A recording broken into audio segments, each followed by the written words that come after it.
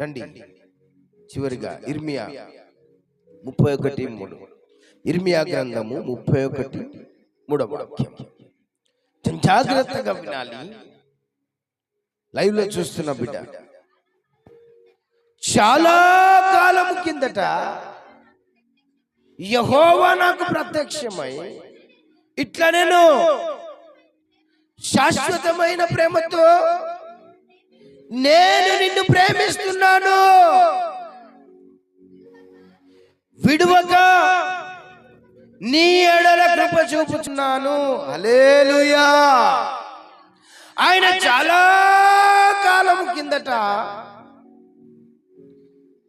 శాశ్వతమైన ప్రేమతో నిన్ను ప్రేమిస్తున్నాడు కాబట్టి నీ ఏ ఆటలైనా సాగుతా,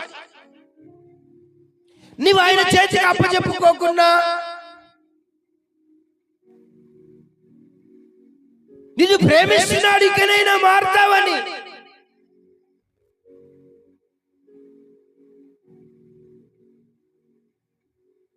నువ్వు అనుకుంటున్నావేమో. నీ గొప్పతనము, నీ యవ్వనము, నీ డబ్బు, నీకున్న పలుకుబడి, నీకున్న బంధు బలగం నిన్నేదో కాపాడుతుంది అనుకుంటున్నావేమో.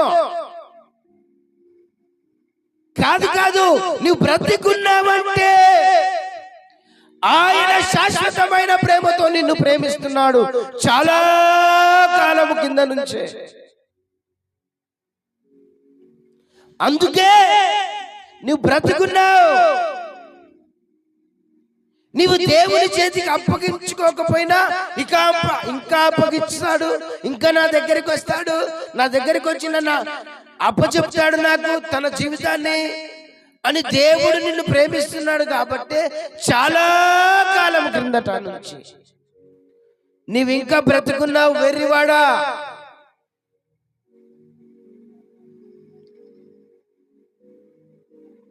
హఠాత్తుగా ఏరోప్లేన్ లో ఎంతోమంది చనిపోయారు. ఆలోచన చేసుకో. నీవు బ్రతికున్నావంటే నీ గొప్పతనం కాదు.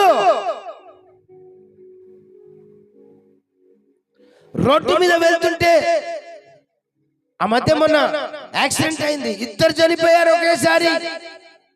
కారణం నీవు ఆలోచన చేయొకసారి. నీవు బ్రతికున్నావంటే నీ గొప్పతనం అనుకొని విర్రవీగుతున్నావేమో. కాదు, ఆయన శాశ్వతమైన ప్రేమతో నిన్ను ప్రేమిస్తున్నాడు. ఇంకా నీ జీవితాన్ని ఆయనకు అప్పచెప్పుకుంటావేమో, దీవింపబడతావు. వెయిట్ చేస్తున్నాడు. నువ్వు పెరగబడ్డావు ఈ లోకములో బాప్తిసం తీసుకొని, కానీ వాక్యం అనే ఆ నీటి కాల్వల ఓరన నువ్వు ఇంకా నాటపడలేదు. నాటపడతావని ఆయన నిన్ను ప్రేమిస్తూ వస్తున్నాడు, ప్రేమిస్తూ వస్తున్నాడు.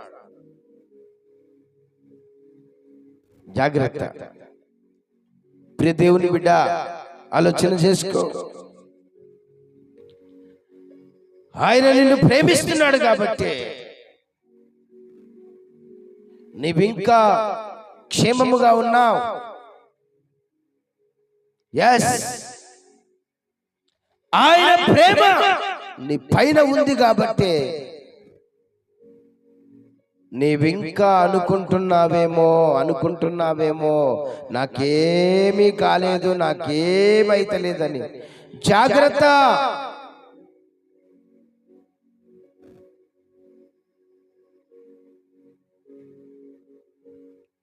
ఓ రోజు వచ్చేస్తుంది, నువ్వింకా ఆయన చేతిలోకి నువ్వు అప్పచెప్పుకోలేదేమో. ఓ రోజు వచ్చేస్తుంది, ఎందుకు ఇలా జరిగింది అని ఆలోచన చేసే లోపే నీ సమయం దాటిపోతుందేమో. ఎంతకాలం వరకు ఇంకా దేవుని దూరం పెడతావు?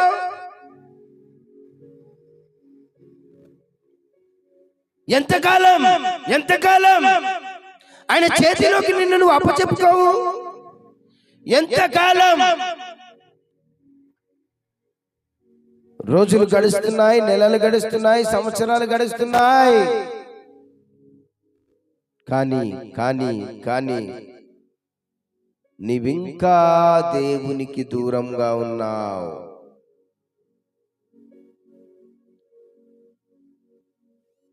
నేను క్రైస్తవుడను అని చెప్పుకుంటున్నావు, కానీ నువ్వు క్రైస్తవుడవు కాదు.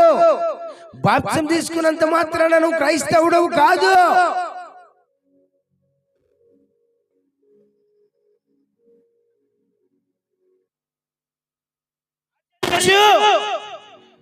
దేవునితో సంబంధం కలిగి ఉండు. నీ జీవితాన్ని దేవునికి అప్పచెప్పు. వాక్యం జరిగిస్తేనే నువ్వు క్రైస్తవుడు. ఉట్టి మాట చెప్పవద్దు, ఉట్టి మాట చెప్పుకోవద్దు క్రైస్తవుడనని. జాగ్రత్త.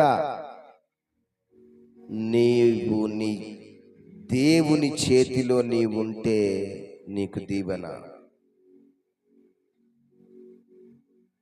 నీటి కాలువన నాటబడిన ఆకు వాడక తన కాలమందు ఫలమిచ్చు చెట్టు వలె నీవుండాలి.